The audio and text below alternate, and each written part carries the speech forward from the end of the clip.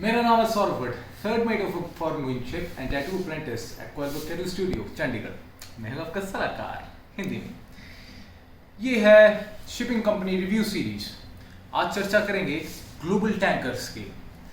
दर्शकों ने मुझसे प्रश्न किया कि मेरी एक कंपनी जिसमें मैंने सेल किया as a third officer global tankers, इस पर टिप्पणी करें। सबसे घटिया कंपनी, इसमें आप कदापि ना जाएं। ये भारतीय कंपनी है, इसके जो ओनर हैं वो भारतीय हैं, इसका हेड ऑफिस मोहाली में है। मैं चंडीगढ़ रहता हूँ, चंडीगढ़ के नज़दीक मोहाली, वहाँ पे इसका हेड ऑफिस है। जो इसके ओनर हैं वो दुबई के हैं, इंडियन हैं, दुबई रहते हैं। इनके जितने भी सर्वेयर्स, सुपरवाइजर्स और ऑफिसेज हैं, मेन ऑफिसेज जहाँ से आपकी सैलरी आती है और जो भी मुख्य कार्य होते हैं वो दुबई में है। सैलरी बहुत घटिया।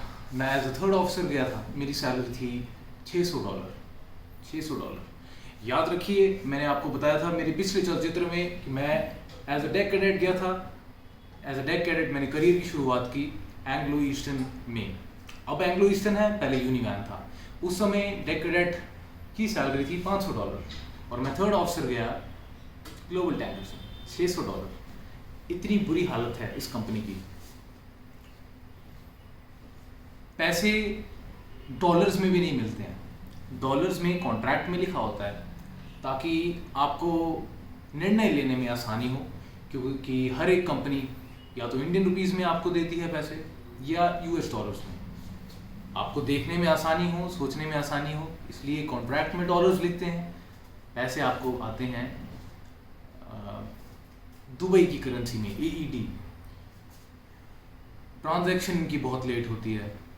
आपको अगले महीने के मध्य में पैसे मिलते हैं। यदि आपकी जनवरी की सैलरी है तो वो फरवरी के मध्य में आपको मिलती है। इतनी खराब हालत। एजेंट्स ने कब्जा इस पे भी किया हुआ है। अधिकतर बच्चे एजेंट्स के जरिए ही इसमें जाते हैं। जिन लोगों को प्रमोशन चाहिए, सेकंड इंजीनियर हैं, चीफ इंजीनियर बनने जा रहे हैं, कोई चीफ ऑफिसर हैं, कप्तान बनने जा रहे हैं, कोई डेक कैडेट है, थर्ड ऑफिसर बनने जा रहा है, ऐसे लोगों को ये स्वागत करते हैं। अधिकतर लोग ऐसे ही हैं। इस कंपनी में अधिकतर भारतीय हैं।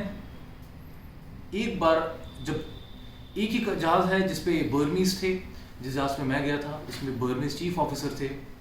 वो भी इसलिए थे क्योंकि वो जहाज़ इन्होंने टेक ओवर किया था पुरानी कंपनी से, और उस पुरानी कंपनी के चीफ ऑफिसर बर्मीज थे। उन्हीं को अभी तक इन्होंने अपने साथ जोड़ा हुआ था। अन्यथा कोई भी समझदार व्यक्ति, खासकर कि विदेशी, वो इस कंपनी में कदापि नहीं आएगा। एजेंट्स के जरिए लोग यहाँ पे ज़्यादा आते हैं। मैंने आपको बताया, क्या आप अगर फ्रेशर हैं, फ्रेशर ऑफिसर हैं या प्रमोशन आप देख रहे हैं तो आप इस कंपनी में आए। इनकी फ्लीट कैसी है? ज़्यादा जहाज़ इनके पास नहीं है, लेकिन ये कोशिश कर रहे हैं नए जहाज़ खरीदने की। इनकी क्या चाल होती है? जितने भी घटिया जहाज़ होते हैं जो रद्दी होने वाले हैं, जो मतलब जैसे कबाड़ी वाले को आप अपनी साइकिल बेच देते हैं या कार बेच देते हैं, इसी तरह जब जहाज़ कबाड़ होने वाला होता है तो वो बेच दिया जाता है। तो ठीक जब कोई कबाड़ होने वाला होता है उस समय ये अब जहाज़ को खरीद लेते हैं और थोड़ी बहुत मरम्मत करते हैं और ऐसे ही चलने देते हैं। मैं जिस जहाज़ पे सेल कर रहा था, मोटर टैंकर ग्लोबल एवरेस्ट, उसमें अपने जीवन में मैंने पहली बार देखा कि कोई जहाज़ जिसमें छिद्र हो। वाटर ब्लास्ट टैंक्स के अंदर छेद, डबल हल के अंदर छेद। टैंक्स में ब्लास्ट करते हैं तो एक टैंक से दूसरे टैंक में पानी चले जाता है। अचानक ही लिस्ट हो जाता है जहाज़। बड़ा ही खतरनाक जहाज़ था। मैं थर्ड ऑफिसर, लाइफ बोट का इंचार्ज। लाइफ बोट बिल्कुल भी सेफ नहीं थी। फॉल्स प्रिवेंटिंग डिवाइस थे ही नहीं। मैंने ऑर्डर किया था, मैंने कंपनी को आग्रह भी किया था कि कृपया ये आप जहाज़ पे पहुंचाएं, लेकिन उन्होंने फिर भी नहीं पहुंचाया। अब आपकी जो सवाल हैं, कॉन्ट्रैक्ट ये 6 महीने का करवाते हैं ऑफिसर्स के लिए 6 महीने का, क्रू के लिए 12 महीने का, जैसे कि अधिकतर कंपनीज हैं। और अक्सर देखा जाता है ऑन बोर्ड प्रमोशन भी दे देते हैं अगर ये आपको रोकना चाहें, या आपकी सैलरी थोड़ी सी बढ़ा देते हैं कि आपको लालच मिल जाए और आप जहाज़ पे सेल करते रहें। अधिकतर इस कंपनी में वो लोग आते हैं जिनके पास इंडियन CDC, इंडियन COC नहीं है। अधिकतर कप्तान आपको मिलेंगे हॉन्डुरस, पनामा, जितने भी ब्लैक लिस्ट वाले फ्लैग्स हैं शायद वो इस कंपनी में ज़्यादा आते हैं। हॉन्डुरस आपको मैंने पहले भी बताया इतना आसान है, केवल कुछ पैसे भरने होते हैं और आपका COC तैयार, आपकी CDC तैयार। ऐसे लोग अधिकतर इस कंपनी में आते हैं।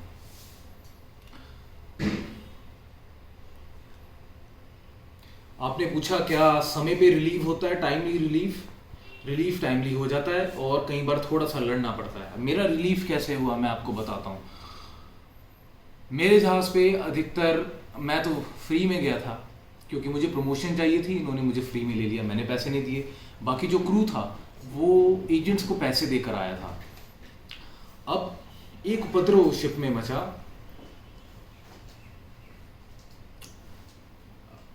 सर्वे आने वाला था, डॉक्यूमेंट्स बच्चों के पास नहीं। मेरे पास पनामा डॉक्यूमेंट्स नहीं थे, मेरे पास पनामा CRA था सिर्फ। पनामा फ्लैग्स, इनके पास जितने भी जहाज़ हैं सभी पनामा फ्लैग्स के हैं। पनामा डॉक्यूमेंट्स लोगों के पास नहीं थे। अधिकतर लोगों के पास CRA था। CRA सिर्फ 3 महीने के लिए वैलिड होता है, उसके बाद ये एक्सपायर हो जाता है और फिर जहाज़ पे रहना इलीगल हो जाता है। मेरा CRA एक्सपायर होने वाला था और क्रू का एक्सपायर होने वाला था। अब कंपनी ने क्या किया, जितने भी एजेंट्स कंपनी से नहीं जुड़े थे उन एजेंट्स को इन्होंने टारगेट किया। जितने बच्चे उन एजेंट्स के जरिए आए जो कंपनी से संपर्क नहीं जिन्होंने बनाया था, उन सभी को इन्होंने बाहर निकाला। क्या कह के कि इंस्पेक्शन होने वाली है, सर्वे होने वाला है, जिनका CRA एक्सपायर हो गया है या एक्सपायर होने वाला है उन्हें जाना पड़ेगा। जिनके पास पनामा डॉक्यूमेंट्स हैं या जिनका CRA एक्सपायर नहीं हुआ है वे रुक सकते हैं। जितने भी लोग थे, हम 21 क्रू थे हम टोटल। हम में से सिर्फ जो टॉप के 7 रैंक्स, टॉप 4 रैंक्स और 3 क्रू मेंबर्स, सिर्फ इनके पास पनामा डॉक्यूमेंट्स थे या CRA वैलिड वाले लोग थे। बाकी हम सबके CRA एक्सपायर हो गए थे। तो इन्होंने सभी को बाहर निकाल दिया, जिसमें कि मैं भी था। किस बात से कि आपका CRA एक्सपायर हो गया है और इंस्पेक्शन होने वाली है, हम आपको रख नहीं सकते हैं। तो याद रखें, अगर आप एजेंट के ज़रिए जा रहे हैं और इस कंपनी में जा रहे हैं तो दस्तावेज़ आपके पक्के हों। दस्तावेज़ आप पहले से बना के रखें। जितने भी पनामा फ्लैग्स हैं, यहाँ पे जब ज्वाइनिंग होती है तो हम ऑनलाइन ही CRA अप्लाई कर देते हैं। CRA ऑनलाइन आ जाता है, वे जहाज़ पे चल जाता है। फिर जो दस्तावेज़ आपके पक्के दस्तावेज़ होते हैं वो आपको कुरियर कर दिए जाते हैं। अधिकतर ऐसा होता है। लेकिन अगर आप दूसरे एजेंट के ज़रिए गए हैं, जिस एजेंट का कोई ताल्लुकात इस कंपनी के साथ ना हो, तो ये कंपनी आपको कभी भी बाहर निकाल सकती है। इसका ख्याल रखें। इस कंपनी के पास किस प्रकार के जहाज़ हैं? Oil tankers, bitumen carrier. जिस जहाज़ पे मैं था उस पे 1 महीना तो ऑयल टैंकर ही चला और उसके बाद इन्होंने कन्वर्ट किया उसे बिटुमेन टैंकर में। और बिटुमेन टैंकर ऑयल टैंकर से भी ज़्यादा खतरनाक होता है। सेफ्टी मेजर्स और सशक्त रखने पड़ते हैं। और ये तो इतनी घटिया कंपनी है, ये ऑयल टैंकर ऑयल कार्गो के लिए भी ये सेफ्टी मेजर्स नहीं रखती है। बिटुमेन के लिए ये क्या रखेगी? मुझे इससे बिल्कुल भी उम्मीद नहीं थी। इसलिए जहाँ जहाँ बिटुमेन आता था या बिटुमेन के नज़दीक जाना पड़ता था, मैं तो दूर ही रहता था।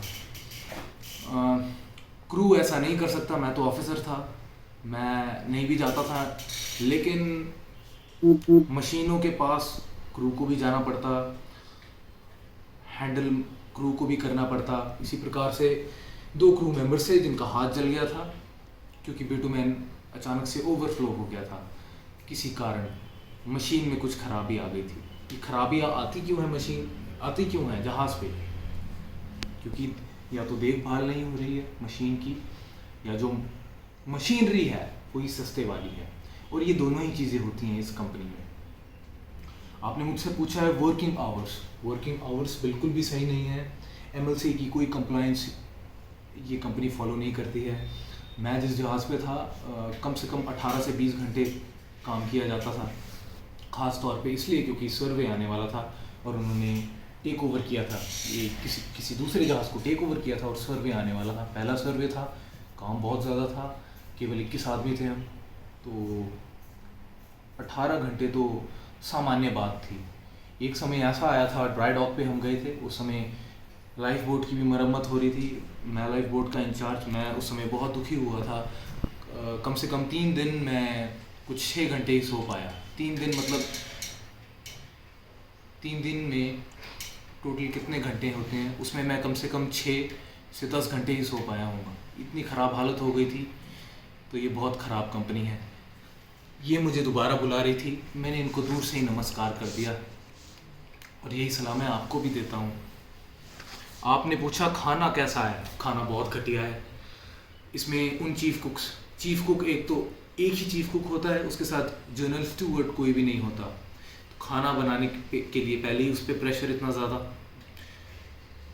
और कौन से चीफ कुक ये हायर करते हैं? ये हायर करते हैं सबसे सस्ते या जो नए हों उनको हायर करते हैं। पता नहीं उनकी ट्रेनिंग अच्छी है कि नहीं। मैंने ऐसा भी सुना है कि किसी जहाज़ पे ऐसे चीफ कुक भी थे जिनके पास कोई होटल मैनेजमेंट का एक्सपीरियंस ही नहीं। मैंने बहुत ख़राब खाना खाया है इनके पास, लेकिन मुझे तो स्वाद से कुछ मतलब नहीं होता। इतना शुक्र है कि जितना आप मांगो उतना खाना मिल जाता है। क्वांटिटी पे कोई रोक टोक नहीं, आप जितना मर्जी खाना खाएं। मैंने बहुत खाना खाया था यहाँ पे, और जिस जहाज़ पे मैं था उस पे बहुत कॉकरोचेस थे। मैंने कितने कॉकरोचेस भी खाए होंगे मुझे पता नहीं। मूसली के अंदर कॉकरोचेस निकलते हैं, ऑमलेट के अंदर कॉकरोचेस निकलते हैं। लगभग आप समझे कि कॉकरोच के स्वाद से मैं अभ्यस्त भी हो चुका हूँ। इतनी ख़राब हालत इसकी थी। आपके मन में ये भी सवाल उठता होगा कि जब पोर्ट पे जाते हैं तो जो हेल्थ ऑफिसर आता है वो पास कैसे कर देता था? वो पास ऐसे ही कर देता था, सब कुछ ऐसे ही पास हो जाता था। दुबई में इनका ऑफिस था, दुबई के सारे ऑफिसर्स आते थे, सर्वेयर्स आते थे, वो दुबई वाले थे, सबका टाई अप था, बस धक्के से शिप चला हुआ था।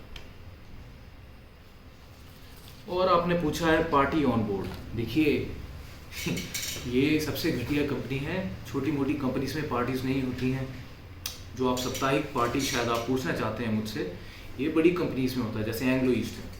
छोटी कंपनीज में पार्टीज नहीं होती हैं, खासकर जब आपका जहाज़ ऑयल टैंकर हो या बिटुमेन कैरियर हो। इसमें तो पहले ही इतना व्यस्त कार्यशैली होती है कि आपको सोने का समय ही नहीं मिलता। वेटिंग पीरियड इसमें बहुत कम है। इसमें आपको बहुत जल्दी ले लेते हैं, क्योंकि ये छोटी कंपनी है और ये नए जहाज़ और लेती जा रही है, तो इनको क्रू की तो आवश्यकता है, ऑफिसर्स की भी आवश्यकता है। और कोई भी समझदार व्यक्ति ज़्यादा देर इस कंपनी में नहीं टिकता। वो अपना तजुर्बा एकत्रित करता है और वो निकल जाता है। इसलिए वेटिंग पीरियड इसमें नहीं होता, और ये कोशिश करते हैं कि अगर आप एक बार सेल कर चुके हैं तो आपको दोबारा ले लें। उपद्रव बहुत मचता है, क्योंकि इंडियंस हैं। जहाँ भारतीय एकत्रित हुए, भारतीय आपस में काम कर रहे हों, तो फिर वही बिग बॉस का सीज़न शुरू हो जाता है। सब एक दूसरे से लड़ रहे होते हैं, जहाज़ से बाहर भी निकाल देते हैं लोगों को। अधिकतर कंपनी कोशिश करती है कि बाहर ना निकाला जाए। यदि कुछ उपद्रव होता है, किसी कप्तान के साथ लड़ाई होती है, चीफ ऑफिसर के साथ झगड़ा होता है, कोशिश करते हैं कि दूसरे शिप पे ट्रांसफ़र कर दें, लेकिन निकाल भी सकते हैं। मेरे सामने चीफ कुक को निकाल दिया था, मुझे बहुत दुख हुआ, क्योंकि उनका एक तो उपद्रव हुआ था 2-3 लोगों से, और उसके सिवा खाना भी ज़्यादा अच्छा नहीं बनाते थे। खाना कोई भी चीफ कुक इस कंपनी में अच्छा नहीं बनाता। और आपने पूछा कंटेनर शिप, पल कैरियर इनके पास नहीं है। इनके पास केवल बिटुमेन कैरियर्स हैं और ऑयल टैंकर्स हैं, और इनकी कोशिश है कि ऑयल टैंकर्स को भी कन्वर्ट करें बिटुमेन कैरियर में। इनके सभी जहाज़ बहुत पुराने हैं, कभी भी कबाड़ हो सकते हैं, और बहुत सारे जहाज़ों में छिद्र हैं, बहुत सारे जहाज़ लीक करते हैं, स्ट्रक्चरल डैमेज बहुत ज़्यादा है, बहुत अनसेफ है। आप कोशिश करें, अगर जाते हैं जल्द से जल्द तजुर्बे इकट्ठा करें और निकलें। इसके सिवा और कोई सवाल हो आप टिप्पणी में मुझे बताएं, कमेंट्स में मुझे बताएं, और कोई भी प्रश्न मैं सदा आपकी सेवा में हाजिर हूँ। मेरा नाम है सौरभ भट्ट, मैं हूँ आपका सलाहकार हिंदी में।